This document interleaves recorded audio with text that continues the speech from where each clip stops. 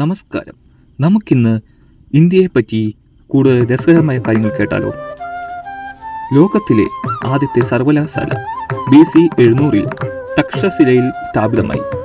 ലോകമെമ്പാടുമുള്ള 10,500-ലധികം വിദ്യാർത്ഥികൾ 60-ലധികം വിഷയങ്ങൾ പഠിച്ചു.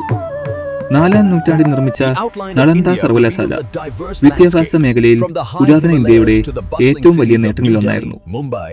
മനുഷ്യരാശിക്ക് അറിയാവുന്ന ആദ്യത്തെ വൈദ്യശാസ്ത്ര വിദ്യാലയമാണ് ആയുർവേദം. വൈദ്യശാസ്ത്രത്തിന്റെ പിതാവായ ചരകൻ 2500 വർഷങ്ങൾക്ക് മുമ്പ് ആയുർവേദത്തെ ഏകീകരിച്ചു. 17-ാം നൂറ്റാണ്ടിന്റെ തുടക്കത്തിൽ ബ്രിട്ടീഷ് ഭരണകാലം വരെ ഇന്ത്യ ഏറ്റവും സമ്പന്നമായ രാജ്യങ്ങളിൽ ഒന്നായിരുന്നു.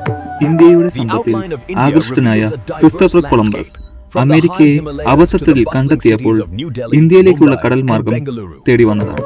നാവിഗേഷൻ എന്ന വാക്ക് തന്നെ നവഗതി എന്ന സംസ്കൃത പദത്തിൽ നിന്നാണ് ഉരുത്തിരിഞ്ഞത്. ഈ ചാനൽ സബ്സ്ക്രൈബ് ചെയ്യാത്തവർ ദയവായി സബ്സ്ക്രൈബ് ചെയ്യണം.